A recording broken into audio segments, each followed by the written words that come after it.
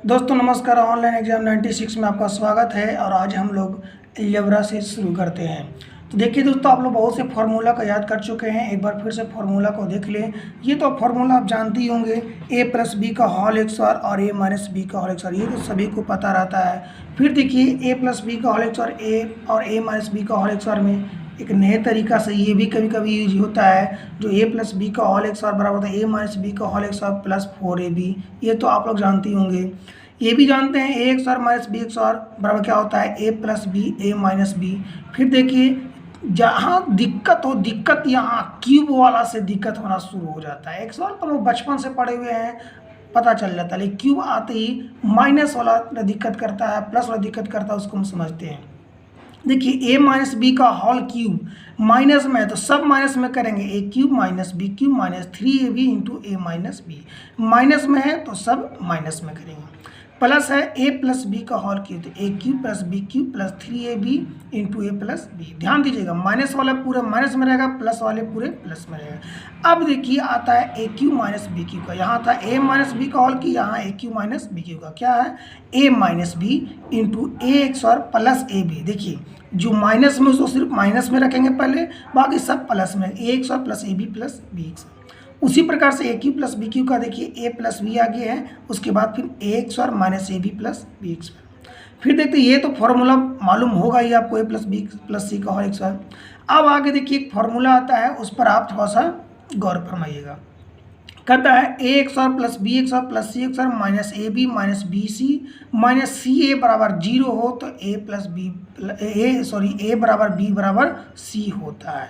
ये आप फॉर्मूला एक दो बार आप कॉपी पर नोट कर लेंगे तो आप याद हो जाएगा। और अब हम लोग देखते हैं क्वेश्चन की ओर, जो कैसे किस तरह का क्वेश्चन आता है, टाइप बाय टाइप देखते हैं। आप कॉपी पर नोट करते रहेंगे। देखिए पहला प्रश्न कैसे बनता है। तो देखिए दोस्तों, हम लोग क्वेश्चन को प्रैक्टिस करते हैं।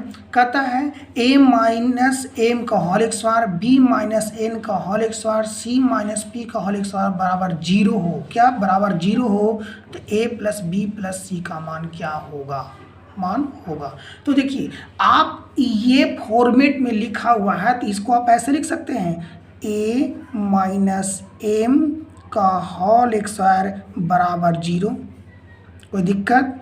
अब लिख सकते हैं b माइनस एन का होल एक्सआर बराबर 0, क्योंकि सब में 0 है ना, सबका मान 0 दिया हुआ है। अब लिख सकते हैं c माइनस p का होल एक्सआर बराबर 0, कोई दिक्कत। यहाँ तक हमें नहीं लगता कि दिक्कत होगा। अब देखिए, आप जब 10वां में जब 10th में थे तो बनाते थे कि अगर x माइनस 3 बराबर 0 होता था तो क्या लिखते थे, x बराबर 3 लिखते थे ना। बात समझ में आ रही है कि नहीं आ रही है। या आप ऐसे करते थे x माइनस 3 बराबर 0 तो x बराबर 3 करते थे। लेकिन अब कहिएगा यहाँ तो x स्क्वायर है, तो x स्क्वायर करने से वैसा कोई दिक्कत नहीं है। आप भी करेंगे तो क्या आ जाएगा, a बराबर क्या आ जाएगा, m आ जाएगा। यहाँ करेंगे तो b बराबर क्या आ जाएगा, n आ जाएगा। और c बराबर क्या आ जाएगा, p आ जाएगा। हमको क्या मांग रहा था, a plus B plus c, a plus B plus सी का मान मांग रहा था। तो a का मान कितना आया m, b का आया n और c का आया p। यही मेरा क्या हो गया answer, m plus n plus p, यही हो गया मेरा आंसर। अब हम लोग इसी तरह से और क्वेश्चन को देखते हैं कि अगर डिजिट में रहा तो कैसे करेंगे इसे। ठीक है, आप लोग को डाउट लग रहा होगा कि यहाँ पर एक स्क्वायर नहीं है और यहाँ पर एक स्क्वायर है तो कैसे किए। तो देखिए नेक्स्ट क्वेश्चन में हम लोग कैसे करते हैं इसे। तो देखिए दोस्तों, हम लोग इस क्वेश्चन को देखते हैं कैसे, जहाँ पर डाउट हो रहा होगा क्लियर करते हैं।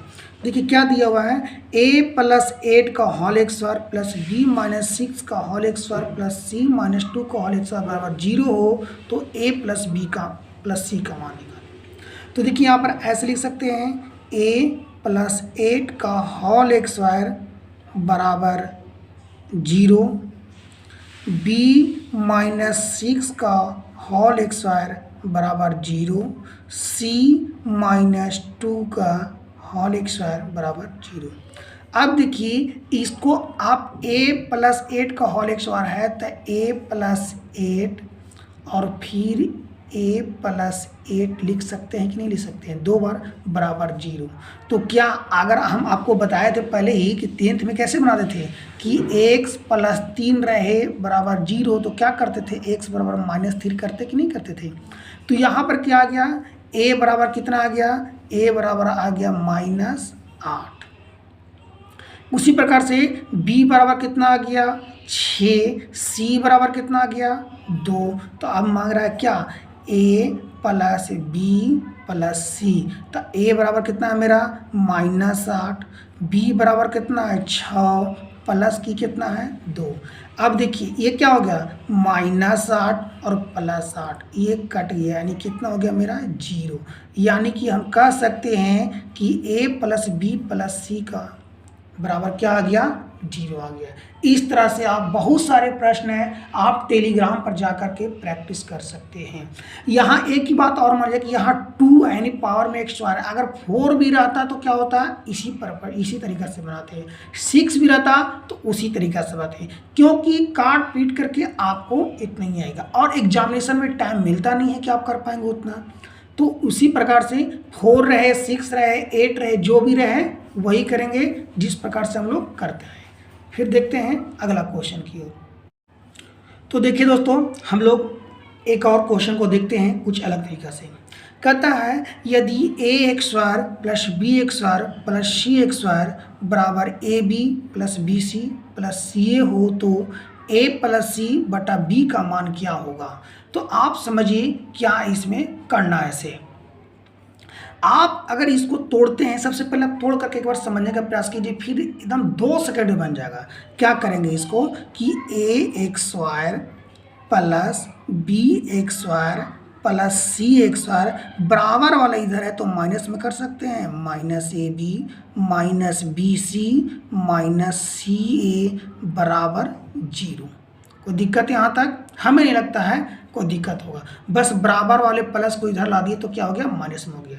अब इतना समझिए कि इतना बराबर अगर 0 रहता है तो क्या हो जाता है a बराबर b बराबर c। क्या होता है a बराबर b बराबर c। ये आप देख सकते हैं a बराबर b बराबर c, यानी जो a का मान बैठाएंगे वो b का ही मान बैठाएंगे, जो b का बैठाएंगे वो c का मान बैठाएंगे। ये तीनों बराबर होना चाहिए। तो अब मेरा क्या कर रहा था कि ax² bx² प्लस cx², तो आप लीजिए 1 लीजिए 2 लीजिए 3 लीजिए 4 लीजिए चाहे जो भी लीजिए। अब चाहे a प्लस b जो भी मानिए वो आपके मानने के ऊपर है। जैसे मैं कह रहा था कि ये क्वेश्चन कोई अगर हम उठाते हैं, एक क्वेश्चन को समझ लीजिए फिर आप बना लेंगे तुरंत ही। क्या कह रहा था कि ax² plus bx² plus cx² बराबर ab plus bc plus ca। देखिए ये मत समझिए कि बटा में है, ये बटा में नहीं है, ये मैं कभी मत समझिएगा कि बटा में है, ठीक है, ये बटा में नहीं है। इतनी बराबर ये होता है फॉर्मूला, समझ में आ गया। a बराबर b प्लस c। इसमें अगर हम एक बैठाते हैं, एक x बार एक आ गया एक यानी 3 आ गया, एक ही कम एक 3 सेटिस्फाइड कर गया। अगर आपको लगता है एक ही का लेंगे, 2 ना लेंगे तो क्या 2 दूनी 4 2 दूनी 4 2 दूनी 4 4 8 12 2 दूनी 4 2 दूनी 4 2 दूनी 4। यानी कि हम ऐसा ले सकते हैं a बराबर 1 भी मान सकते हैं चलेगा, 2 भी मानेंगे तो चलेगा, b बराबर भी 1 मानेंगे तो चलेगा, c बराबर ही क्या।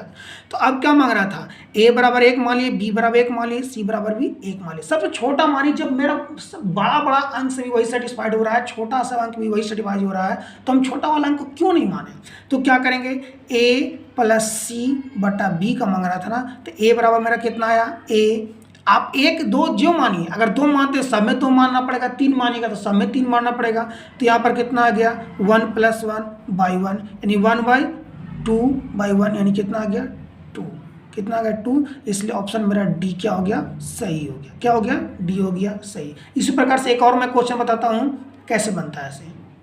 तो देखिए इसमें भी वही पैटर्न है। क्या बोल रहा है, यदि x² y² प्लस z² बराबर xy yz और zx हो तो यहाँ पर लिखा है x बराबर नोट जीरो, यहाँ पर जीरो नहीं मानना है। तो इतना का मान क्या होगा, तो बस आप देख लीजिए इस पैटर्न पर है। क्या पैटर्न पर है, इस पैटर्न पर है। X square plus y square plus z x square बराबर x y plus y z plus z x.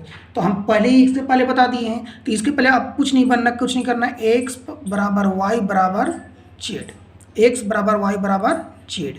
आप जो मान लीजिए, एक मान लीजिए, दो मान लीजिए, जो भी मानना है तो सब में बराबर मानना है। अब क्या यहाँ पर है, 4x plus 2y minus 3z बराबर बटा 2x। एक्स बराबर क्या मांगे हम, एक माने, तो 4 गुने 1 प्लस 2 गुने 1 माइनस 3 गुने 1 बटा 2 गुने 1।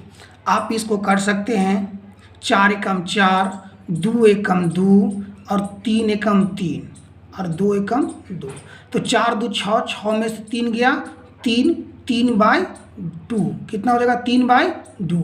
ये मेरा क्या हो गया, आंसर हो गया। बस इसी तरह से बनाते रहना है। बस ऊपर वाले पैटर्न देखिए, इस आधार पर होगा बस। और अगर आप चाहते हैं कि मैं इसी तरह से बहुत सारे, देखिए एक बार में आपको कंप्लीट नहीं होगा, इस तरह से बहुत सारे क्वेश्चन को आपको प्रैक्टिस करना पड़ेगा। और प्रैक्टिस करने के लिए आप टेलीग्राम चैनल पर ज्वाइन करें, उस पर क्वेश्चन बहुत सारे जाते हैं, आप वहां पर से प्रैक्टिस कर सकते हैं, क्वेश्चन उसे बना सकते हैं। जो टेलीग्राम चैनल है ऑनलाइन एग्जाम 96। फिर मिलते हैं नेक्स्ट वीडियो के साथ। Thank you.